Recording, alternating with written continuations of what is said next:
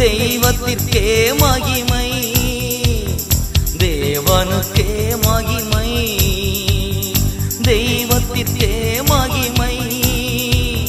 தேடி வந்து மீட்டவரே தினம் உமக்கே மகிமை. என்னை தேடி வந்து மீட்டவரே தினம் உமக்கே மகிமை. ஐயா வாழ்க வாழ்க, நாமம் வாழ்க. ஐயா வாழ்க வாழ்க, நாமம் வாழ்க. ஆண்டவராகிய இயேசுவின் நாமத்திலே இரண்டாவது ஆராதனைக்கு வந்திருக்க உங்கள் அனைவரையும் ஆண்டவராகிய இயேசுவின் நாமத்திலே வாழ்த்துகிறேன். கர்த்தர் உங்களை ஆசீர்வதிப்பாராக. சபை கூடி வருதலை சிலர் விட்டு விடுவது போல நீங்கள் விடாதிருங்கன்னு ஆண்டவர் சொல்லி இருக்கிறார். சபை கூடி வருதல் ரொம்ப ரொம்ப அவசியம். ஆமா சொல்லுங்க.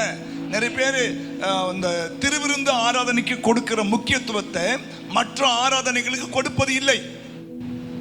திருவிருந்து ஆராதனையில் எப்படி இயேசு நம்மத்தில் வருகிறாரோ அதே போல மற்ற எல்லா ஆராதனையிலும் இயேசு நம்ம கூட தான் இருக்கிறார். ஆமென். நம்ம சபையினுடைய செய்திகள் தொடர்ச்சியாக இருக்கும். அப்போ நீங்க 4 வாரம் அட்டெண்ட் பண்ணாதான் அந்த அந்த வாக்கு தத்தத்தினுடைய காரியம் உன் வாழ்க்கை நிறைவேறும் இல்லையா? நீ ஆடிக்கு ஒரு முறையும் அமாவாசைக்கு ஒரு முறை வந்தீங்கன்னா உனக்கு ஒண்ணுமே புரியாது. காலைல பாஸ்டர் ஒரு சாட்சி ஒன்று சொன்னாங்க. எரிக் லிடில் என்ற ஒரு ஓட்டப்பந்தய ஒரு வீரர். அவர் ஒலிம்பிக்கில் 100 மீட்டர் ஓட்டம் ஓடுவதற்காக பயிற்சி எடுத்து காத்திருக்கிறார். ஒரு நல்ல தேவ பக்தி உள்ள ஒரு மனுஷன். ஆனா பாருங்க, ஞாயிற்றுக்கிழமை அந்த போட்டியை அறிவிச்சிட்டாங்க. இவர் ஞாயிற்றுக்கிழமை தேவ ஆலயத்துக்கு போகிற பழக்கம் இருக்கிறபடினால இவர் சொல்லிட்டாரு, நான் அந்த போட்டியிலிருந்து நான் விலகிக் கொள்ளுகிறேன். சொன்னோடனே எல்லாரும் கேட்டாங்க, என்னங்க 100 பந்தயம், 100 மீட்டர் ஓட்ட பந்தயம். அப்போ இவர் அந்த 100 மீட்டர் ஓட்ட பந்தயத்தில் ஓட முடியாது, எனக்கு ஞாயிற்றுக்கிழமை ஆண்டவர் முக்கியத்துவம் கொடுக்கணும், பரிசுத்த ஓய்வு நாளை பரிசுத்தமாய் ஆசாரிக்க வேண்டும் என்று தேவன் சொல்லிவிட்டாரு. ஆகையால் நான் இந்த 100 மீட்டர் ஓட்ட பந்தயத்தில் என்னை நான் விடுவித்துக் கொள்கிறேன் சொன்னாங்க. நிருபர்கள் பல கேள்விலாம் கேட்டாங்க. நான் கர்த்தருக்கு முக்கியத்துவம் கொடுக்கணுங்க, நான் தேவனுக்கு முக்கியத்துவம் கொடுக்கணும், தேவனுடைய வார்த்தை முக்கியத்துவம் கொடுக்கணும், நான் வர முடியும்னு சொல்லிட்டார். ஸ்தோத்திரம். இதை தேவன் தன் கவனத்திலே வைத்துக் கொண்டார். கொஞ்ச நாளுக்கு பிறகு 400 மீட்டர் ஓட்ட பந்தயம் அனௌன்ஸ் பண்ணாங்க. இவர் 100 மீட்டர் ஓடுறது தான் இவர் பயிற்சி எடுத்திருக்கிறார். ஆனால் இப்போ 400 மீட்டர் ஓட்ட பந்தயம் அனௌன்ஸ் பண்ணிட்டாங்க. ஆனால் அது ஞாயிற்றுக்கிழமை வைக்காம மற்ற நாள் வச்சாங்க. அதனால் இவர் கடந்து கொண்டு தெய்வத்தை நம்பி ஓட ஆரம்பிச்சாரு. முதல் மார்க்கை தட்டி கொண்டார். ஏன் இதை சொன்ன தெரியுமா? என்னை கனம் பண்ணுகிறவனை நான் கனம் பண்ணுவேன், என்னை அசட்டை பண்ணுகிறவர்கள் கன ஈனப்படுவார்கள். புரியுதா? அப்போ இது பரிசுத்தமான ஓய்வு நாள். தெய்வத்தை நாம் கனப்படுத்த வேண்டும். முதலாவது தேவ ராஜ்யத்தையும் நீதியும் தேடணும் இல்லையா? மற்றவையெல்லாம் உங்களுக்கு கூட கொடுக்கப்படும் இல்லையா? நீங்க இந்த ஓய்வு நாளை மட்டும் தயவு செய்து எந்த சூழ்நிலையிலும் அதை மிஸ் பண்ணாதீங்க, அது நல்லது. ஆமென். ஏன்னா ஆண்டவர் உங்களை சந்திக்கிற நாள் அது, உங்களை சந்திக்கிற நாள், உங்களை விசாரிக்கிற நாள் அது. ஆகையால் நீங்கள் ஆண்டவருடைய சமூகத்தில் எப்போதும் இருப்பதை நாடுங்கள், அது உங்களுக்கு ஆசீர்வாதமாக இருக்கும். சரி, நாம் தொடர்ந்து நோவாவுடைய காரியங்களை பார்த்து கொண்டிருக்கிறோம். இந்த மாசம் முழுவதும் நோவா என்றாலே தேறுதல் என்ற அர்த்தமா, தேற்றுகிறவர் என்ற அர்த்தமா. அப்ப அந்த நோவாவுடைய வாழ்க்கையில நம்ம பல காரியங்கள் பார்த்து கொண்டிருக்கிறோம். ஏன்னா நோவாவுக்கோ தேவனுடைய கண்களிலே கிருபை கிடைத்தது. நோவாவுக்கோ தேவனுடைய கண்களிலே கிருபை கிடைத்தது. அப்போ நமக்கு அவருடைய கண்களிலே கிருபை கிடைக்க வேண்டும் இல்லையா? அதுதான் இந்த செய்தியுடைய உள்ளான காரியங்கள். அவருடைய கண்களிலே நமக்கு கிருபை கிடைக்குமானால் இல்லையா, பல நன்மைகளை நோவா பெற்றுக் கொண்டிருக்கிறார் இல்லையா? ஸ்தோத்திரம். அவருக்கு தேவ ஆலோசனை கிடைத்தது, தேவ திட்டம் நிறைவேறினது, அவர் குடும்பத்தை காப்பாற்றுவதற்கு தேவன் வேலையை செய்ய சொன்னார். பிறகு ஆண்டவர் அவர்களை கனப்படுத்தினார், நினைவு கூர்ந்தார், அழிவுக்கு தப்பிவித்தார், அவளை ஆசீர்வதித்தார், பலுகி பெருக செய்தார். இப்படி 6 to 9 வரைக்கும் 3 அதிகாரங்கள் நோவாவை பற்றி சொல்லப்பட்டிருக்கிறது இல்லையா? ஸ்தோத்திரம். அப்போ நோவாவுக்கு என்னென்ன கிருபைகளை தேவன் கொடுத்தார் என்பதை நாம் அந்த அதிகாரத்திலிருந்து பார்க்க போகிறோம். முதல் காரியம் வாசிக்கலாம். நோவாவுக்கு தேவன் என்னென்ன கிருபைகளை கொடுத்தார்? அவர் கொடுத்தார், இவர் கொடுத்தார், நம்ம பல பார்த்தோம். நோவாவுக்கு என்னென்ன கிருபை கொடுத்திருக்கிறார் ஆண்டவர்? நம்ம அதை வாசிப்போம். 2 பேதுரு 2ஆம் அதிகாரம் 5வது வசனம். பூர்வ உலகத்தையும் தப்பவிடாமல் நீதியை பிரசங்கித்தவனாகிய நோவா முதலான 8 பேரை காப்பாற்றி அவபக்தி உள்ளவர்கள் நிறைந்த உலகத்தின் மேல் ஜலப்பிரளயத்தை வரப்பண்ணி. போதும். உங்க பைபிள் இருக்கா? உங்க பைபிள் இருக்கா? சரி. நோவாவுக்கு என்ன கிருபை கிடைச்சதுன்னா, கவனிங்க, அவபக்தி நிறைந்த உலகத்திலே வாழ்ந்த நோவாவை ஒரு சாட்சியாய் தேவன் நிறுத்தினார். சொல்றது புரியுதா? அவபக்தி உள்ளவர்கள் நிறைந்த உலகத்திலே வாழ்ந்த நோவாவை தேவன் சாட்சியாக நிறுத்தினார். புரியுதா உங்களுக்கு? அவன் உத்தமனும் சன்மார்க்கனும் இருந்தான், தேவனோடு சஞ்சரித்துக் கொண்டிருந்தான். எல்லாம் போட்டிருக்கா இல்லையா? அப்போ ஒரு தேவ கிருபை என்ன தெரியுமா? நம்மை சுற்றி அவபக்தி உள்ள மக்கள் வாழ்ந்து கொண்டிருக்கிறார்கள், தேவனை அறியாத மக்கள் வாழ்ந்து கொண்டிருக்கிறார்கள். எதற்கெடுத்தாலும் இல்லையா தவறாக பேசுகிற மக்கள் வாழ்ந்து கொண்டிருக்கிறார்கள். பல வகையான தெய்வங்களை ஆராதிக்கிற மக்கள் வாழ்ந்து கொண்டிருக்கிறார்கள். அவர்கள் மத்தியில நீங்கள் நானும் ஒரு சாட்சியாக இல்லையா, ஒரு தேவனுடைய பிள்ளையாக வாழ்வதே அவருடைய கிருபை தான். கைத்தட்டுங்க பார்க்கலாம். உண்மைதானே? உண்மைதானே? ஹல்லேலூயா. அவபக்தி உள்ளவர்கள் நிறைய பேர் இருக்கிறாங்க. அதான் நமக்கு பேர் எழுதுமா சிறுபான்மையினர். ஏன்? நம்ம கொஞ்சம் பேர் தான். அப்போ இவர்கள் மத்தியிலே நம்ம ஒரு சாட்சியாய் வாழ்வதை நான் காலையில் இந்த வசந்த தியானம் பண்ணும்போது, ஆபிரகாமுடைய வேலைக்காரன் எலியேசர் போய் சொல்றான், கர்த்தரின் எஜமானை ஆசீர்வதித்திருக்கிறார், அவர் சீமானாய் இருக்கிறார். சாட்சி. அவபக்தி நிறைந்த உலகத்திலே வாழ்ந்து கொண்டிருக்கிற நம்மளை குறித்து ஒரு சாட்சி சொல்றாங்க. அவன் வேலைக்காரன் சொல்றான், என் எஜமானை ஆண்டவர் இயேசு ஆசீர்வதித்திருக்கிறார்.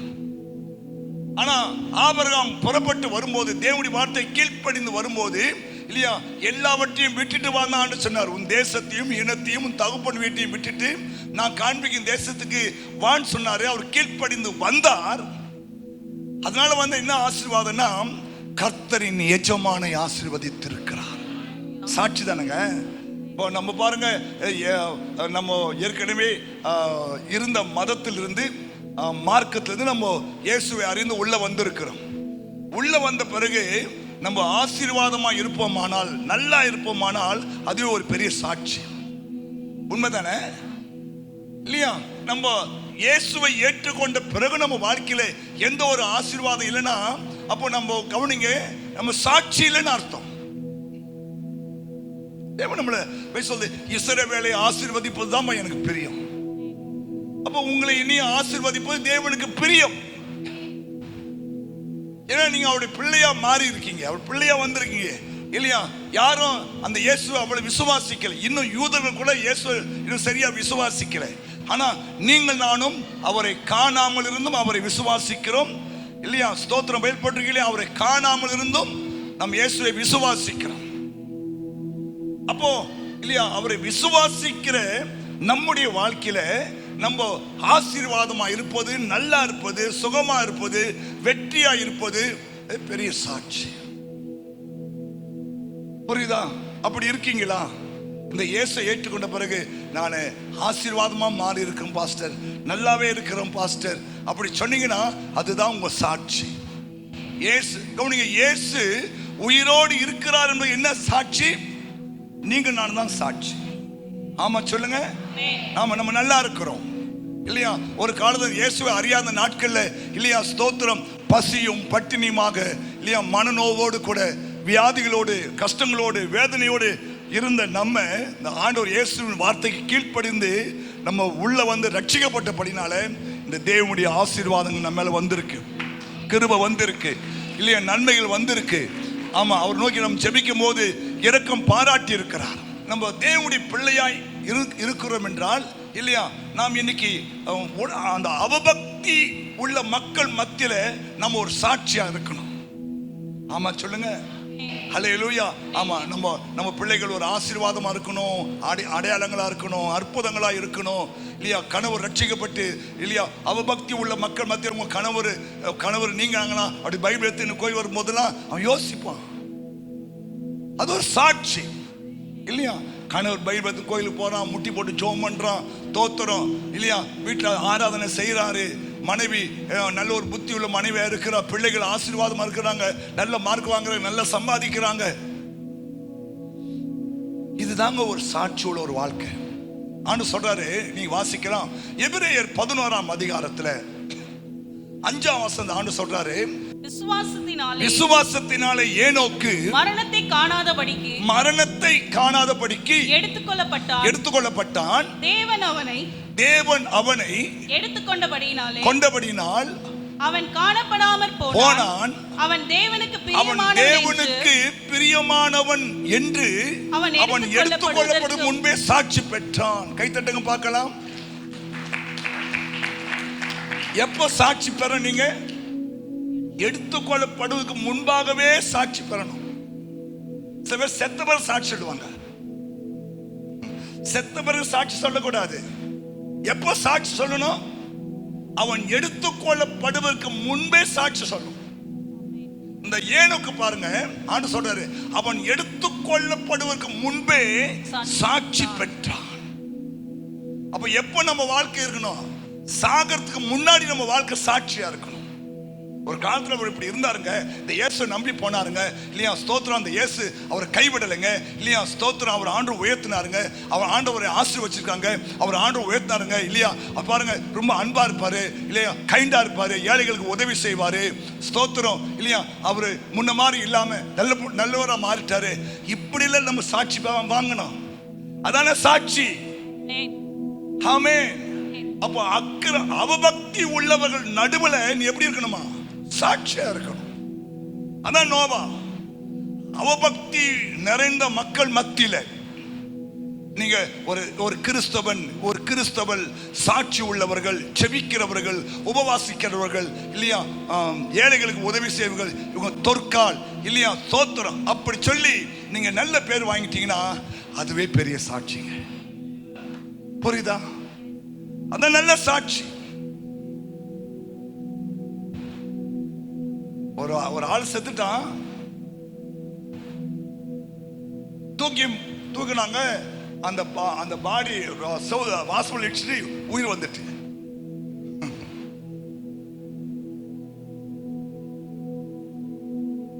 தோத்தரும் உயிர் வந்துட்டு சொல்லி விட்டாங்க.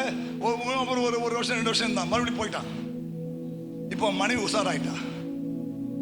ஏங்க இடிக்காம இட்டு போங்க, இடிக்காம ஏன் மறுபடியும் இடிச்சு அவனுக்கு உயிர் வந்துட்டு போகுது. என்ன சாட்சி பாரு, என்ன சாட்சி பாரு. சொல்றா, ஏங்க இடிக்காம தூக்கின்னு போங்க. உயிரா இருக்கும் போதே நீ நல்லவங்க, அவங்க ரொம்ப அன்புள்ளவங்க, பொய் சொல்ல மாட்டாங்க இல்லையா, திருட மாட்டாங்க. ஏங்க உங்களை நம்பி ஒரு பொறுப்பு கொடுக்க முடியுமா? உங்களை நம்பி ஒரு 1000 ரூபாய் வீட்டில் வச்சுட்டு போக முடியுமா? வந்து பார்த்தா துட்டு காணாம போயிருக்கோம், குறைஞ்சி போயிருக்கோம். எங்கிட்ட நானா பார்த்தேன். ஒரு சாட்சியா இருக்கணும். புரியுதுங்களா? இந்த ஏனோக்கு பாருங்க, எடுத்துக்கொள்ளப்படும் முன்பே தேவனுக்கு பிரியமானவன் என்று சாட்சி பெற்ற. கை தட்டுங்களேன். இதெல்லாம் சாட்சிங்க, இதெல்லாம் நல்ல வார்த்தை. சாகத்துக்கு முன்னாடி நீங்க தேவனுக்கு பிரியமானவன் என்று சாட்சி பெறணுமா? முடியுமா? முடியுமா? முடியுமா? நானும் முயற்சி பண்ணி தான் பார்க்கிறேன் பாஸ்டர். எப்படியாவது அது கெட்டு போகுது பாஸ்டர். முடியுங்க. வாழ்ந்திருக்கான் ஒரு ஆள் வாழ்ந்திருக்கான் உலகத்துல. தானியேல் பிரியமானவனே தேவன் கூப்பிடுகிறார். பைபிள்ல பல பேரை தேவன் பிரியமானவனே கூப்பிட்டு இருக்கிறார், வாழ்ந்திருக்கிறாங்க. நாம் வாழ முடியும். ஆமென் சொல்லுங்க. ஒரு சாட்சியா வாழ முடியும். வேலை செய்யற இடத்துல, வீட்டுல, குடும்பத்துல, பக்கத்து வீட்டுல, எதிர் வீட்டுல, உங்க வீடுக்கு பக்கத்துலாம் நல்ல சாட்சியான ஒரு வாழ்க்கை வாழ தீர்மானம் பண்ணுங்க. அம்மா சொன்னோம், ரொம்ப நல்ல சிஸ்டர், உங்க பக்கத்து வீட்டுல வந்து நாங்க கேள்வி கேட்டா என்ன சொல்லுவாங்க? நீங்கள் உலகம் எப்படி இருக்கலாம், ஆனா நீங்க எப்படி இருக்கணும். உலகத்து நான் ஊரெல்லாம் டார்ச் அடிப்பேன் இல்லையா, நறுமணம் வீசுவேன் இல்லையா, ஸ்தோத்திரம். நீங்க பூமிக்கு உப்பு, உலகத்துக்கு நீங்க வெளிச்சமா இருக்கணும். அதுதான் ஆண்டவர் உன் விளக்கை ஏற்றி இருக்கிறாரு, உன் தீபத்தை ஏற்றி இருக்கிறாரு, உனக்கு ஒரு நல்ல வாழ்வு கொடுத்திருக்கிறாரு, ஒரு நல்ல குடும்பத்தை கொடுத்திருக்கிறாரு இல்லையா, ஸ்தோத்திரம். நீங்கள் ஏன் கொடுத்தா தெரியுமா? ஏன் கொடுத்தா உனக்கு இந்த ராஜ்யமேன்மை ஏன் உனக்கு கிடைச்சது? இந்த காலத்துக்கு நீங்கள் புரோஜனமா இருக்கணும், தேவனுக்கு பிரியமா இருக்கணும், தேவனுக்கு உகந்தவங்களா இருக்கணும். அதற்கு தான் தேவன் உனக்கு இந்த வாழ்க்கையை கிருபையாய் தந்திருக்கிறார். முடியுமா? சாட்சியா வாழ முடியுமா? நீங்கள் எடுத்துக்கொள்ளப்படுவதற்கு முன்பு தேவனுக்கு பிரியமானவன் என்று வாழ முடியுமா? சாட்சியா இருக்க முடியுமா? ஜெபம் பண்ணுங்க. ஆண்டவரே நான் இருக்கணும், ஆண்டவரே. வாழ்வது ஒரு முறை தானே இல்லையா, ஸ்தோத்திரம். இந்த ஒரு வாழ்க்கையில இல்லையா, நான் உமக்கு பிரியமானவன் என்று வாழணும். ஆண்டவரே எனக்கு அந்த கிருபை தாங்கன்னு நீங்க கேட்டீங்கன்னா கர்த்தர் உங்களுக்கு உதவிகளை செய்ய அவர் வல்லவராக இருக்கிறார். ஆமென் சொல்லுங்க. ஹல்லேலூயா, ஸ்தோத்திரம். இன்னொரு ஆளை நம்ம கவனிப்போம். அப்போஸ்தலர்கள் 10ஆம் அதிகாரம் 22வது வசனம். அதற்கு அவர்கள், நீதிமானும் தேவனுக்கு பயப்படுகிறவனும் யூத ஜனங்கள் எல்லாராலும் நல்லவர் என்று சாட்சி பெற்றவனுமாகிய கொர்நேலியு. கவனிங்க, இவர் யாரு? ஒரு கமாண்டர், மிலிட்டரியில ஒர்க் பண்றவர். கவனிங்க, மிலிட்டரியில ஒர்க் பண்றவர். யூதர்கள் எல்லாரும் அவனை நல்லவன் சொல்றாங்க. ஒரு மிலிட்டரி மேன். புரிஞ்சுட்டீங்களா? இதாங்க சாட்சி, இதான் சாட்சி. எத்தனை பேர் உங்களை பார்த்து நீங்க நல்லவன் உங்க வீட்டுல சொல்றாங்களா? உங்க வீட்டுல என் பொண்ணு ரொம்ப நல்லவ பாஸ்டர், என் மருமக ரொம்ப நல்லவ பாஸ்டர், என் பையன் ரொம்ப நல்லவன் பாஸ்டர், எங்க வீட்டுல ரொம்ப நல்லவர் பாஸ்டர் அப்படின்னு சொல்றாங்களா? வேலை செய்யற இடத்துல உங்களை நல்லவன் சொல்றாங்களா? சோ நம்ம மேல ஒரு எஜமான் இருக்கிறார். யார் உன்னை பார்க்கிறாங்களோ இல்லையோ, உன்னை ஒரு 2 கண் உன்னை பார்த்துக்கினே இருக்கும். குடும்பத்துல இல்லையா, நீ நல்ல ஒரு ரூத்தா இருக்கணும், நல்ல ஒரு நகோமியா இருக்கணும், நல்ல ஒரு கொர்நேலியவா இருக்கணும், நல்லவன் பேர் எடுக்கணும். அப்படி எடுத்தாதாங்க இல்லையா, ஸ்தோத்திரம், உனக்கு ஒரு தேவனுடைய கண்ணில் கிருபை கிடைக்கும். பாஸ்டர், ஒரு காலத்துல நானும் நல்லவனா தான் பாஸ்டர் இருந்தேன். ஒரு அம்மா புருஷனுக்கு தலைவலியா, புருஷனுக்கு தலைவலியா, தலை அமுக்கிட்டே கேக்குது, கல்யாணத்துக்கு முன்னாடி உனக்கு யார் தலை அமுக்குவாங்கன்னு கேக்குது. அவன் சொல்றான், எனக்கு கல்யாணத்துக்கு முன்னாடி தலைவலியே வரல, இப்பதான் தலை. சில ஆம்பளைங்க வேலை விட்டு வீட்டுக்கு வரது கிடையாது, அப்படியே ஃப்ரெண்டு வீடு அப்படி பார்க்க சுத்திட்டு 10 மணி தான் வீட்டுக்கு வருவான். ஏன்னா அந்த அம்மா அப்பதான் சாப்பிட்டு தூங்கிடுமா. வந்து நைஸா சாப்பிட்டு அந்த அம்மா எழுந்து முன்னாடி எழுந்து வேலைக்கு போயிடுவானா.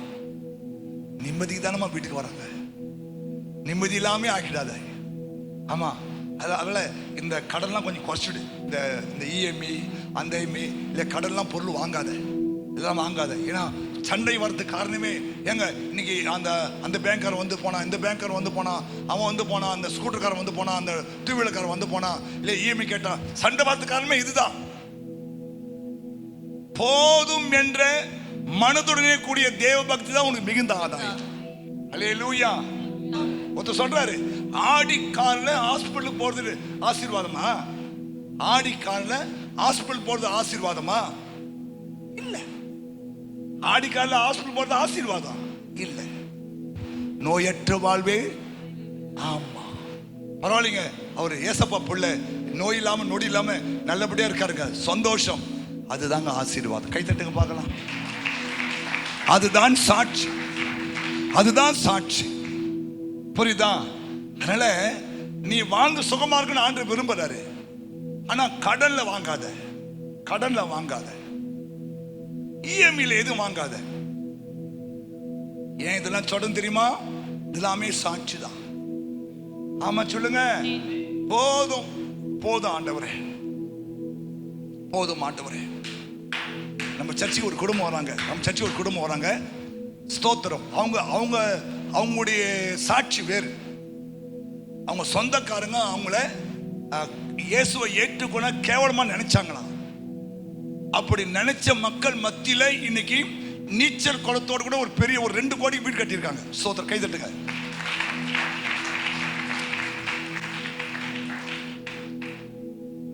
இது சாட்சி. பார், நான் இந்த இயேசு ஏற்றுக்கொண்ட பிறகு ஆண்டவர் இவ்வளவு பெரிய வீடு கொடுத்திருக்கிறாரு, நீச்சல் குளம் கொடுத்திருக்கிறாரு, கார் கொடுத்திருக்கிறாரு இல்லையா? ஏற்கனவே அவங்களோட 10 லாரி ஓடுகிறது. சாட்சி. அப்போ கவனிங்க, இந்த நோவாவுக்கு ஏன் தேவனுடைய கண்ணு கிருபை கிடைச்சது? அவபக்தி நிறைந்தவர்கள் மத்தியில இவன் பாருங்க ஒரு சாட்சியா வாழ்றான். அதுதான் தெய்வ பயம் அவசியம். தெய்வ பயம் அவசியம், உண்மை அவசியம், உத்தமம் அவசியம், தேவனோடு சஞ்சரிப்பது அவசியம். இப்படி வாழும்போது இந்த அவபக்தி நிறைந்த மக்கள் மத்தியில நம்மளையும் தேவன் ஒரு சாட்சியாய் நிறுத்துவார், நம்மை ஒரு ஆசீர்வாதமாய் வைப்பார். ஆமென். நம்மளை ஒரு நீதிமானாய் வைப்பார் இல்லையா? ஆமா சொல்றேன், உங்களை அவர் சீமானாய் வைப்பார். கைத்தட்டுக்கு பார்க்கலாம். சீமானாய். வாழ்க்கை இத்தோட முடியுது கிடையாது. தேவனுடைய வருகை தாமதிக்குமானால் இல்லையா, நீங்கள் திரும்பி பார்க்கும்போது தேவன் செய்கிற உபகாரங்கள் இன்னும் பெருசா இருக்கும். நான் தமாசா சொன்னதை விட ஆடு நிறைவேற்றிருக்காரு. தமாசா சொன்னதான் நிறைவேற்றிருக்காரு. ஹல்லேலூயா. சாட்சி. இரண்டாவது என்ன சாட்சினா, நம்முடைய குடும்பம் ஒரு ஐக்கியமாய் இருப்பதே ஒரு சாட்சி தான், ஒரு கிருபை தான் இல்லையா? கவனிங்க, நீங்க எத்தனையோ குடும்பங்கள் சிதறடிக்கப்பட்டிருக்கிறது. ஆனா நோவாவின் குடும்பம் வாசிக்கலாமா? அந்த வசனத்தை வாசிக்கலாம். ஆதியாகமம் 6ஆம் அதிகாரம் 18வது வசனம். ஆனாலும் உன்னுடனே என் உடன்படிக்கையை ஏற்படுத்துவேன், நீயும் உன்னோடே கூட உன் குமாரரும் உன் மனைவியும் உன் குமாரரின் மனைவிகளும் பேழைக்குள் பிரவேசியுங்கள். கவனிங்க, இங்க ஆண்டவர் சொல்றாரு, நீயும் உன்னோடு கூட உன் குமாரரும் உன் மனைவியும் உன் குமாரரின் மனைவிகளும் பேழைக்குள் பிரவேசியுங்கள். கவனிங்க, ஒரு குடும்பத்துல அப்பா அம்மா பிள்ளைங்க மருமக்கள் எல்லாமே ஒரு ஐக்கியமா இருப்பது அது ஒரு ஆசீர்வாதம் இல்லையா? நிறைய குடும்பத்துல இல்லையா? ஆமா, புருஷன் மனைவிட்ட பேச கிடையாது, மனைவி புருஷன்கிட்ட பேச கிடையாது, மருமக மாமியார்ட்ட பேச கிடையாது, மாமியார் மருமகிட்ட பேச கிடையாது. இப்படி பாருங்க, குடும்பத்துல ஒரே குழப்பங்கள், சண்டைகள், பிரிவினைகள், போராட்டங்கள், பிசாசின் கிரிகள். நல்லா புரிஞ்சுங்க, உன் குடும்பம் 2 பட்டா பிசாசு தான் கொண்டாட்டம், நீ உள்ள விடக்கூடாது. அதனால பைபிள் சொல்லுது, 3வது நபரை உங்க வீட்டுக்குள்ள யாரும் நீங்க அலோவ் பண்ணக்கூடாது. புரியுதா? உங்க குடும்பம் ஐக்கியத்தை கெடுக்கிற எந்த மனுஷனையும் மனுஷியும் உங்க வீட்டுக்குள்ள என்டர் பண்ணாதீங்க. இயேசுக்கு மாத்திரம் இடம் கொடுங்க, அவர் சொல்றதை மாத்திரம் கேளுங்க, உங்க வாழ்க்கையில அற்புதம் நடக்கும். அதை விட்டுட்டு நீங்க குடும்பத்துல அவர் சொன்னாரு இல்லையா? கவனிங்க, நீங்க தனி கொடுத்தனும் போனா கூட பர்மிஷனோட போங்க, ஐக்கியத்தோடு போங்க. அல்லேலூயா. நல்லது, அந்த ஐக்கியம் இருக்கணும். நம்ம ஒண்ணும் கொண்டு வரல, ஒண்ணும் கொண்டு போக போறது இல்ல. அல்லேலூயா. அதுதான் சாட்சியோட ஒரு வாழ்க்கை. புரிஞ்சவங்களுக்கெல்லாம் அப்ப ஆண்டவர் சொல்றாரு, கவனிங்க, நீயும் உன் பிள்ளைகளும் உன் மனைவியும் உன் மருமக்கள் மாறும். என்ன எவ்வளவு அழகா வாசிச்சது பாருங்க. எல்லாருமே அந்த பேழைக்குள்ள போங்க. புரியுதா? அப்படின்னா என்ன அர்த்தம்? கவனிங்க, ஒரு குடும்பம் நல்ல ஐக்கியமா இருப்பதே தேவ கிருபை தான். ஆமென். நல்லா புரிஞ்சுங்க. உங்க குடும்பத்துல ஐக்கியத்தை கெடுக்குதுன்னா அது பிசாசினுடைய கிரியை தான் இருக்கணும். சண்டை உண்டாக்குதுன்னா அது பிசாசின் கிரியா தான் இருக்கணும். ஒரு நாளும் உங்க குடும்ப ஐக்கியத்தை விட்டு நீங்க என்ன பண்ணாதீங்க, வெளியே வந்துடாதீங்க. அது உங்களுக்கு தான் ஆபத்து. ஆமென் சொல்லுங்களேன். நல்ல ஐக்கியமா இருங்க. கொஞ்சம் விட்டு கொடுத்து போயிடுங்க, அவ்வளவுதான். ஒண்ணும் பிரச்சனை இல்லை. வயசானவங்களா இருந்தா கொஞ்சம் பேசுவாங்க தான் இல்லையா? ஸ்தோத்திரம். கொஞ்சம் நம்ம அம்மா வீட்டுல 8 மணி நேரம் தூங்கி இருக்கோம், 8 மணி வரைக்கும் தூங்கி இருப்போம். ஆனா மாமியார் வீட்டுல 8 மணி வரைக்கும் தூங்குறதுக்கு அலோவ் பண்ண மாட்டாங்க. நான் போன வருஷம் இல்லையா, தேவன் நம்மளை பக்குவப்படுத்துவதற்காகவே உனக்கு மாமியார் உயர வச்சிருக்கிறார். புரியுதா இல்லையா? ஆனா கர்த்தருக்கு ஸ்தோத்திரம், ஆண்டவர் எல்லாருடைய இருதயத்தையும் ஒன்றாக்கினார். பாருங்க, கைத்தட்டுங்க பார்க்கலாம். தேவன் எல்லாருடைய இருதயத்தையும் ஒன்றாக்கினார். பாருங்க, இது கிருபை இல்லையா? இந்த குடும்பத்தோடு இணைஞ்சு போக, இந்த குடும்பத்தோடு ஒத்து போக, இந்த குடும்பத்தோடு கூட சேர்ந்து செயல்பட கர்த்தர் உதவி செஞ்சிருக்கார் இல்லையா? அது பெரிய பாக்கியம். ஆமென் சொல்லுங்க. எத்தனை பேர் ஐக்கியமா இருக்குது விரும்புறீங்க? 1 2 அதெல்லாம் விருப்பம் இல்லை பாஸ்டர். நானு தனிக்காட்டு ராஜாவா சுத்தணும். தோத்துறோம். அடிப்பட்டா கூட உனக்கு வந்து எட்டி பார்க்க ஆள் இருக்காது. ஆமா ஸ்தோத்திரம். அன்பாயிரு இல்ல, அண்ணன் தம்பி அக்கா தங்கச்சி ஆண்டு கொடுத்துருக்காரா, அவங்க நல்லா ஜாயின் பண்ணிக்கலாம். சில பேர் அண்ணன் தம்பியோட பேசாது, அக்கா தங்கச்சியோட பேசாது, அம்மா கிட்ட பேசாது, பெத்த அப்பா கிட்ட பேசாது. ஏன் நீ வாழ்ந்து என்ன பிரயோஜனம்? நீ வாழ்ந்து என்ன பிரயோஜனம்? அன்பாருங்க. நீ பெத்த அப்பங்கிட்டே பேசுனா வேற யாரு நீ பேசுவ? ஆமா சொல்லுங்க. ஹல்லேலூயா இல்லையா? உண்மைதானுங்க, உண்மைதானே? எத்தனை பேர் டெய்லி உங்க அப்பாவுக்கு ஃபோன் பண்ணி, கல்யாணம் பெண்கள் டெய்லி உங்க அப்பாவுக்கு ஃபோன் பண்ணுவீங்க, நல்லா இருக்கீங்களாப்பா, சாப்பிட்டீங்களா? எத்தனை பேர் அம்மாவுக்கு ஃபோன் பண்ணுவீங்க, நல்லா இருக்கீங்களா அம்மா, அப்பா நல்லா இருக்கீங்களா, சாப்பிட்டீங்களா, சர்ச்சை போனீங்களா, சுகமா இருக்கீங்களா? நான் இங்க ரொம்ப நல்லா இருக்கிறேன்பா, என்னை பத்தி நீங்க ஒன்றும் கவலைப்பட வேண்டாம், கர்த்தர் எனக்கு துணையா இருக்கிறாரு அப்படின்னு சொல்லி அவங்க உள்ளத்தை தேற்றணும். அது பேர் தான், அவங்க பேர் தான் நோவா, தேற்றுவான். ஆமென் சொல்லுங்க. செய்றீங்க? அப்படிலாம் செய்றீங்களா? இயேசுவோடு, இயேசுவின் வார்த்தையோடு நீ வாழ்வாயானால் உன் வாழ்க்கை நல்லா இருக்கும். ஆமா சொல்லுங்க. ஏன்னா வீட்டை கட்டுகிற ஒரு ஆண்டவர் தான். நான் சொன்ன இந்த வார்த்தைப்படி நீ செஞ்சினா, பெருவெள்ளம் வந்தாலும் சரி, பெருமழை பொழிஞ்சாலும் சரி, காற்று வீசினாலும் சரி, உன் வீடு என்ன பண்ணாது, விழாதுன்னு ஆண்டு சொல்லி இருக்கிறார். ஏன்னா நான் சொன்ன இந்த வார்த்தை முடிதான் நீ வீடு கட்டி கொண்டிருக்கிற. புரியுதுங்களா? நீ மணல் மேல வீடு கட்டக்கூடாது, சுய முயற்சியில கட்டக்கூடாது, சுய பலத்தை கட்டக்கூடாது, சுய ஞானத்தை கட்டக்கூடாது. வீடு ஞானத்தினால கட்டப்படணும், விவேகத்தினாலே நிலைநிறுத்தப்பட வேண்டும். ஆமென். ஞானம் என்றால் இயேசு. ஹல்லேலூயா. புரியுதா? புரியுதா? புரியுதா? ஆமா, புத்தி உள்ள பிள்ளையா இருந்து வீட்டை கட்டணும், குடும்பத்தை கட்டணும். அதுதான் ஆசீர்வாதம். ஆமென். அப்போ ஒரு குடும்பம் ஐக்கியமா இருப்பது தேவ கிருபை. கோயிலுக்கு குடும்பம் வரீங்களா? கோயிலுக்கு குடும்பமா வரீங்களா? இல்ல பாஸ்டர், அவர் காலைல போவாரு, நான் சாயங்காலம் போவோம் பாஸ்டர். வந்தா குடும்பமா வா, குடும்பமா வா, குடும்பமா ஜெபம் பண்ணுங்க, குடும்பமா ஊழியம் செய்யுங்க. அது பாருங்க, உங்க குடும்பத்துல ஒரு பெரிய blessing உண்டாக்கும். ஆமென் சொல்லுங்க. ஹல்லேலூயா. அது ஒரு பெரிய blessing. ஒரு ஐக்கியமா இருப்பது ஒரு blessing. என்ன இருந்தாலும் சரி, சூரியன் அஸ்தமிக்கு முன்னாடி உங்க எரிச்சலாம் தணிஞ்சிடணும். உங்க கோபம் எவ்வளவு தூரம் இருக்கணும்? தேவனுடைய கோபம் எப்படிமா? அவருடைய கோபமும் 1 நிமிஷம் தானா? தேவனுடைய கோபமே கவனிங்க, 60 செகண்ட்ஸ் தான் அவர் கோபம். யாருடைய கோபம்? அதுக்கு மேல அவர் கோபம் என்ன ஆயிடும்? உலகமே அழிஞ்சிடும் இல்லையா? உலகமே. அதனால சொல்றேன், அவருடைய கோபம் 1 நிமிஷம், கிருபையோ நித்தம் நித்தம்.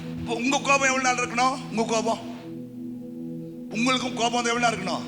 உங்களுக்கும் 60 செகண்ட் தான் இருக்கணும். பைபிள் சொல்லுது, சூரியன் அஸ்தமித்துக்கு முன்னாடி உங்க கோபம் எரிச்சல் அடங்கிடணும்.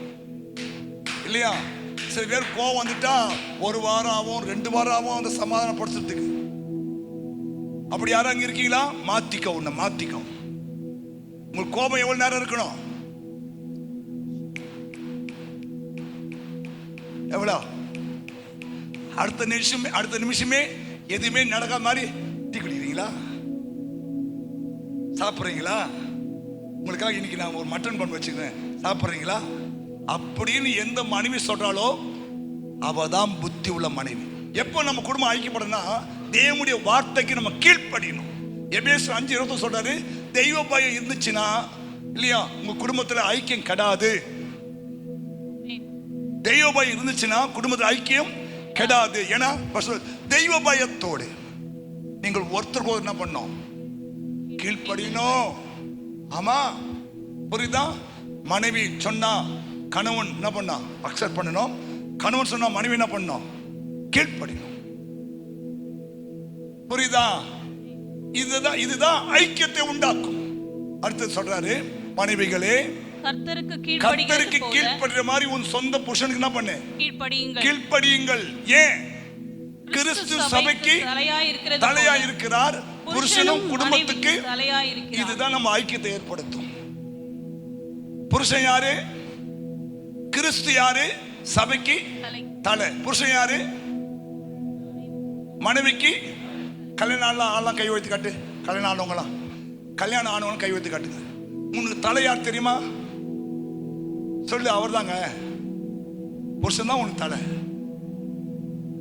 ஆமா, நீ தலையா இருக்க கூடாது. என்னைக்கு கல்யாணம் ஆயிட்டா உனக்கு தலை அவர் தான். மனைவிகளே உன் சொந்த புருஷருக்கு கர்த்தர் கீழ்ப்படுற மாதிரி என்ன பண்ணும்? அவர் தான் தோத்திரம். ஏன்? கிறிஸ்து சபைக்கு தலை, புருஷன் மனைவிக்கு தலை. இந்த உடன்படிக்கை நீ நிக்கணும். அப்ப குடும்ப ஐக்கியம் ஏற்பட்டு பாருங்க. ஆமென். அடுத்து சொல்றாரு, புருஷர்களே மனைவியிடத்துல அன்பு கூறுங்கள். அன்பு. சோ இதுவும் தேவ கட்டளை தான், அன்பு கூறு. அப்படியே கிறிஸ்துவும் சபையில் அன்பு கூர்ந்து. கவனிங்க, கிறிஸ்து சபையில் அன்பு கூறாரா? அன்பு கூறாரா? அன்பு கூறாரா? நீ கஷ்டத்தோடு வரும்போது, வேதனை வரும்போது இல்லையா, நீ தப்பு பண்ணா கூட இயேசப்பா என்ன மன்னிச்சிருங்க, எனக்கு உதவி செய்ய கேட்கும் போது மன்னிச்சு மேல கிருபை பாராட்டுறாரா இல்லையா? அன்பு கூர். கிறிஸ்து சபையிலே அன்பு கூர்ந்தது போல புருஷர்களும் தன் மனைவியிடத்திலே அன்பு கூறுங்கள். பிள்ளைகளே உங்கள் பெற்றோரிடத்திலே பயபக்தியா இருங்கள், கீழ்ப்படியுங்கள். அப்ப குடும்பம் பாருங்க ஐக்கியமா இருக்கும். ஹல்லேலூயா. புரியுதா? ஐக்கியம் ரொம்ப அவசியம்.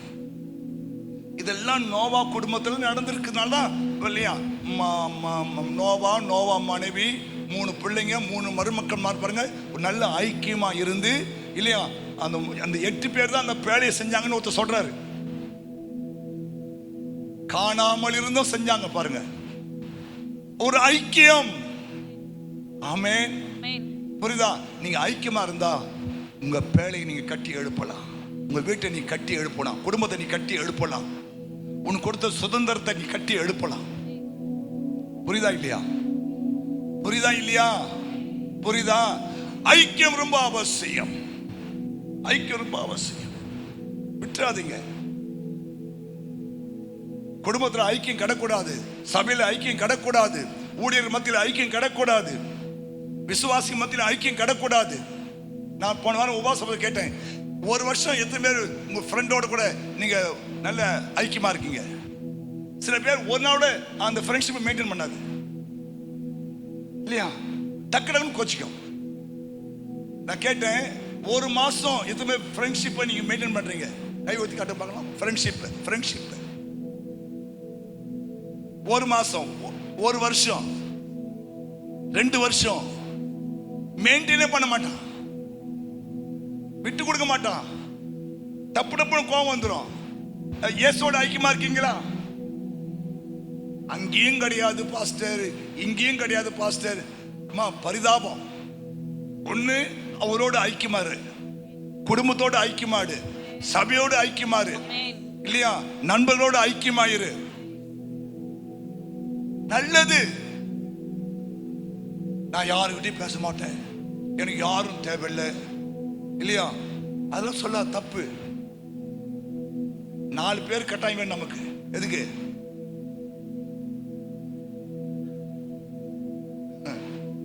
முன்னாடி பானை தூக்கி போறது பையன் தேவை, அந்த பாடை தூக்கி போறது 4 பேர் தேவை. தேவையா இல்லையா?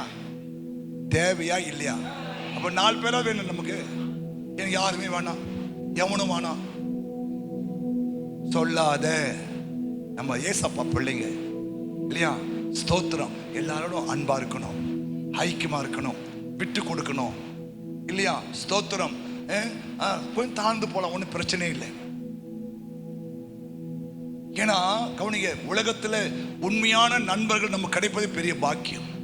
நல்ல உண்மையான நண்பர் இருக்கணும். அல்லேலூயா. ஆமா சொல்றாரு, உங்களுக்காக ஒரு பர்னபாஸ் இருக்கணும், உங்களுக்காக ஜெபிக்க, உங்களை ஆண்டோடு இணைக்க ஒரு பர்னபாஸ் அவசியம். ஆமென். உங்க ரகசியத்தெல்லாம் தெரிந்து கொண்ட பர்னபாஸ் இருக்கணும்.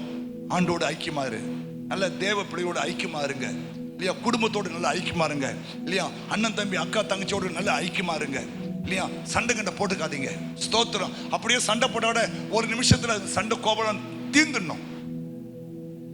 ஒன்னும் நடக்காத மாதிரி என்ன பண்ணோம் அப்படி, அவ்வளவுதான். இதான் ஒரு நல்ல காரியம். அப்போ உன் ஜெபத்தை தெய்வம் கேட்பார். ஆமா சொல்லுங்க. ஹல்லேலூயா.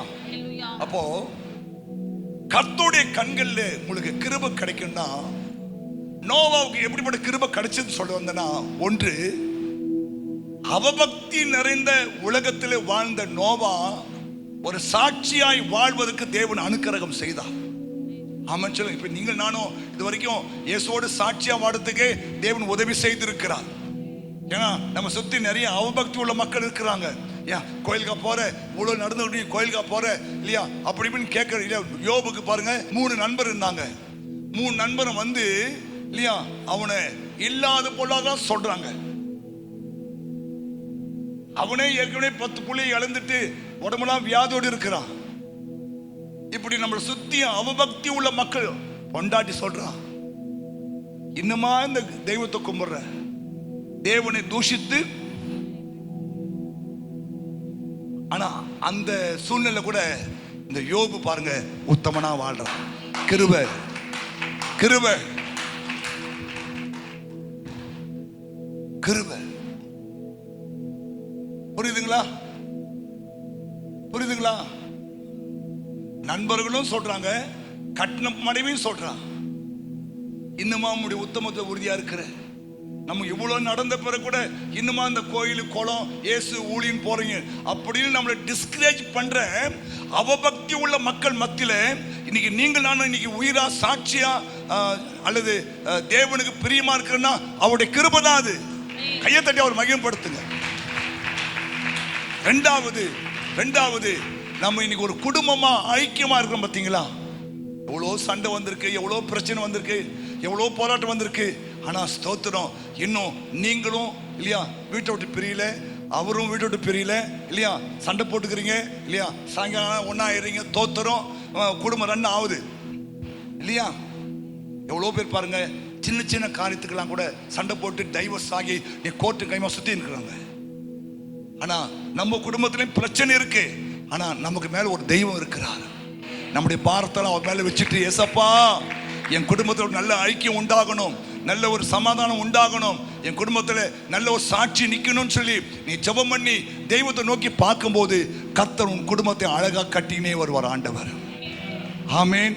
கஷ்டம் இருந்தாலும் துன்பம் இருந்தாலும் இல்லையா, வேதனை இருந்தாலும் வியாதி இருந்தாலும் இல்லையா, நம்ம குடும்பத்து மேல அந்த தேவ ஐக்கியம் இருக்கும் பாருங்க.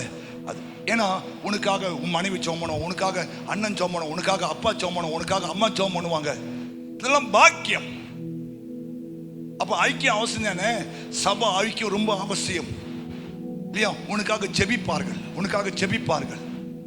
சபை ஐக்கியத்தை விட்டுறாதீங்க, குடும்ப ஐக்கியத்தை விட்டுறாதீங்க இல்லையா, உறவுகளை விட்டுறாதீங்க, பிள்ளைகளை விட்டுறாதீங்க.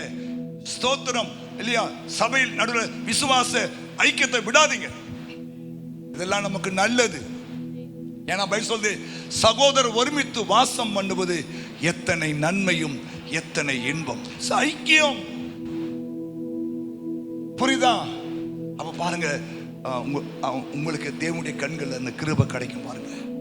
இதெல்லாம் இயேசு சொல்றாரு யோவான் 17, பிதாவே நாம் ஒன்றா இருக்கிற மாதிரி இவங்களும் ஒன்னா இருக்கணும் ஆண்டவரே. ஒன்னா இருக்கிறது யாருடைய ஜெபம்? பிதாவின், இயேசுவின் ஜெபம். பிதாவே நாம் எப்படி ஒன்னா இருக்கிறோமோ அதே போல இவங்க எல்லாரும் ஒன்னா இருக்கணும்ன்றது யாருடைய விருப்பம்? இயேசுவின் விருப்பம். ஆமென். பிசாசின் விருப்பம் தான் உங்களை தனித்தனியா வச்சு பார்க்கிறது. ஆனா தேவனுடைய விருப்பம் உங்களை ஐக்கியமா வச்சு பார்ப்பது. கைத்தட்டுங்க பார்க்கலாம். அப்போ ஐக்கியமா இருப்பது இயேசுவின் ஜெபம். தனித்தனியா பிரிப்பது பிசாசினுடைய விருப்பம். நீங்க அவனுக்கு இடம் கொடுக்க கூடாது, தேவனுக்கு இடம் கொடுக்கணும். ஆமென். ஹல்லேலூயா. ஏன்னா முப்பொறி நூல் சீக்கிரமாய் ஆறாதான். நாங்க ஒவ்வொரு கல்யாணத்தில் சொல்லுவோம், கணவன் ஒரு நூல், மனைவி ஒரு நூல், மூன்றாவது தேவன். ஆமென். கிறிஸ்துவ திருமணத்தில் மாத்திரம் தெய்வம் இணைந்து கொள்ளுகிறார். இதாங்க கிறிஸ்துவ திருமணம். ஏன் திரும்ப சொல்றோம்? கிறிஸ்துவ திருமணத்தில் தேவனுடைய கிருபை இருக்கும் இல்லையா? மூன்றாவது நூலாக இயேசு இருப்பார். இடம் கொடுக்க கூடாது பிசாசுக்கு. இடம் கொடுக்கவே, ஐக்கியத்தை உடைக்க பிசாசு நீங்க இடம் கொடுக்கவே கூடாது.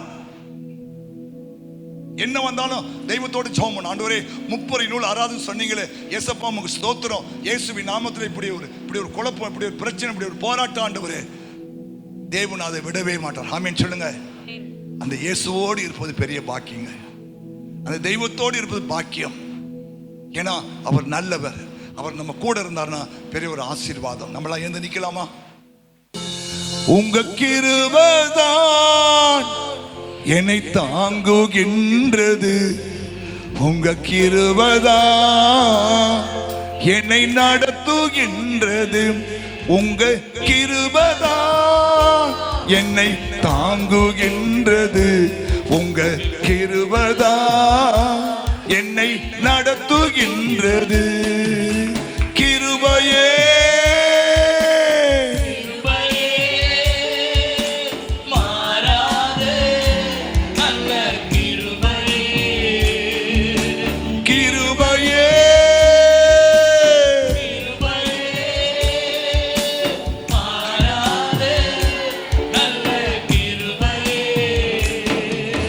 சோர்ந்து போன நேரத்தில் எல்லாம் என்னை தாங்கி சென்ற கிருபை இது. இந்த உலகத்துல குடும்ப வாழ்க்கையில நம்ம சோர்ந்து போன நேரம் எல்லாம் அவருடைய கிருபை தான் நம்மளை தாங்குது. சொல்லுங்க, கிருபையே கிருபையே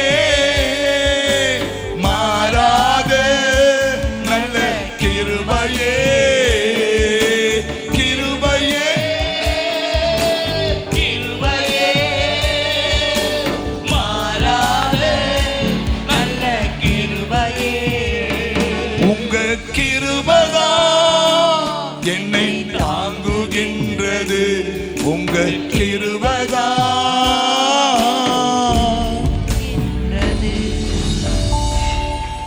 பரலோக பிதாவே, உம்முடைய குமாரன் இயேசுவின் நாமத்தில் உம்மை நோக்கி நாங்கள் வருகிறோம். இந்த மன மகிழ்ச்சியான இந்த மத்தியான வேலைக்காய் ஸ்தோத்திரம். நோவாவுக்கு எப்படிப்பட்ட கிருபை கிடைத்தது பார்த்தோம் ஆண்டவரே. ஒன்று, அவபக்தி உள்ள மக்கள் நடுவில் ஒரு சாட்சியுள்ள ஒரு வாழ்க்கை வாழ நோவாவுக்கு நீ உதவி செய்தீர் ஆண்டவரே. அக்கிரமம் நிறைந்த இந்த உலகத்தில் ஒரு சாட்சியாய் வாழ உதவி செஞ்சீங்க ஆண்டவரே. பாவம் நிறைந்த அந்த உலகத்தில் ஒரு சாட்சியாய் வாழ உதவி செஞ்சீங்க ஆண்டவரே. மாத்திரமல்ல, ஒரு நல்ல குடும்ப ஐக்கியத்தை கொடுத்தீங்க ஆண்டவரே. ஆண்டவரே ஆண்டவரே, எங்களுக்கும் அப்படிப்பட்ட கிருபைகள் நீ தர வேண்டுமா நான் ஜெபிக்கிறேன்ப்பா. பிள்ளைகளை கொடுத்தீர், திட்டங்களை கொடுத்தீர், ஆகார திரட்சி இல்லாமல் உதவி செய்தீர். தேவனுடைய கட்டளை செய்து முடிக்க உதவி செய்தீர். அழிவுக்கு தப்பிவிக்க உதவி செய்தீர். ஒரு மனுஷனை நினைவு கூறுவதற்கு உதவி செய்தீர். ஒரு குடும்பத்தை ஆசீர்வதிக்க உதவி செய்தீர். பெருக்கம் அடைய உதவி செய்தீர். ஆயுசு நாட்களை பெருக செய்தீர் ஆண்டவரே. இதெல்லாம் நோவாவுக்கு நீர் கொடுத்த கிருபை ஆண்டவரே. இந்த 2வது ஆராதனைக்கு வந்த ஒவ்வொரு பிள்ளைகளுக்கும் அப்படிப்பட்ட கிருபைகளை தர வேண்டுமா நான் ஜெபம் பண்றப்பா.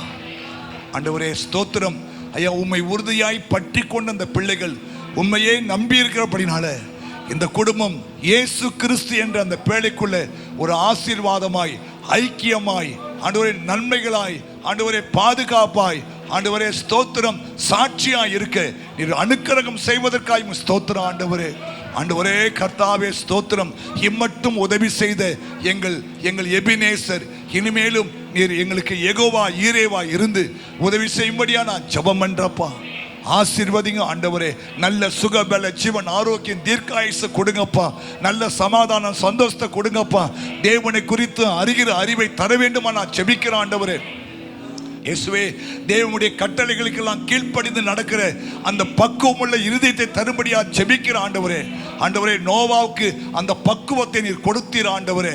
ஸ்தோத்திரம் ஐயா, ஸ்தோத்திரம் ஆண்டவரே. ஆண்டவரே நன்றி தகப்பனே. அப்பா ஆசீர்வதித்தீர் ஆண்டவரே. ஆயுசு நாளை பெருக பண்ணீர் ஆண்டவரே. அதே போல இந்த அருமையான பிள்ளைகளுக்கு சபையாருக்கு நீர் அப்படி தரும்படியா ஜெபிக்கிறப்பா. உங்களுடைய திருநாமம் மகிமைப்படணும் ஆண்டவரே. ஆண்டவரே ஸ்தோத்திரம். எல்லாவற்றுக்கும் மேலாக இவர்கள் தேவனுடைய வருகையிலே உம்மை சந்திக்கணும் ஆண்டவரே. உங்களுடைய பெயர் உம்முடைய ஜீவ புத்தகத்தில் எழுதப்பட வேண்டும் ஆண்டவரே. ஏசப்பா நீர் உதவி செய்யும்படியா நான் ஜெபம் பண்றப்பா ஆண்டவரே. ஆமா, இந்த திருசபைக்கு வருகிற ஒருவராகிலும் ஆண்டவரே பேழையை விட்டு வெளியே போய்விடக் கூடாது ஆண்டவரே. ஏசப்பா எல்லாரையும் இந்த பேழைக்குள்ள கொண்டு வந்து நீ சேர்த்து விடும்படியா நான் ஜெபிக்கிறப்பா. ஆசீர்வதிங்க ஆண்டவரே, ஆசீர்வதிங்க ஆண்டவரே. ஆண்டவரே ஸ்தோத்திரம். நன்மைனாலும் கிருபைனாலும் முடிச்சுட்டுங்க ஆண்டவரே. உடைய வருகை தாமதிக்குமானால் இந்த பிள்ளைகள் வாழ்ந்து சுகமா இருப்பதை பார்க்க உதவி செய்யுங்க ஆண்டவரே. கர்த்தருக்கு பயப்படுகிற மனுஷன் இவ்விதமாய் ஆசீர்வதிக்கப்படுவான் என்பதை அவபக்தி உள்ளவர்கள் காண உதவி செய்யும் ஆண்டவரே. அந்த ஒவ்வொரு மக்களையும் ஆசீர்வதியும், பெரிய காரியங்களை செய்யும். போகும்போது வரும்போது நம்முடைய பாதுகாப்பை தூதரை கூட வையும் ஆண்டவரே. இயேசு கிறிஸ்து மூலம் ஜெபிக்கிறோம் நல்ல பிதாவே.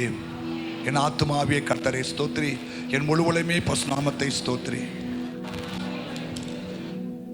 நம்முடைய பிதாவாகிய தேவனுடைய அன்பும் கர்த்தராகிய இயேசு கிறிஸ்துவின் கிருபையும் பரிசுத்த ஆவியானுடைய ஐக்கியமும் இப்போதும் எப்போதும் சதா காலமும் அவருடைய வருகை மட்டும் நம்மை காத்துக்கொள்வாராக. ஆமேன். கர்த்தர் உன்னை ஆசீர்வதித்து உன்னை காக்க கடவர். கர்த்தர் தம்முடைய முகத்தை உன்மேல் பிரகாசிக்க பண்ணி உன்மேல் கிருபையா இருக்க கடவர். கர்த்தர் தம்முடைய முகத்தை உன்மேல் பிரசன்னமாக்கி உனக்கு சமாதானம் கட்டிட கடவர் என்பதே. ஆமேன். ஹல்லேலூயா.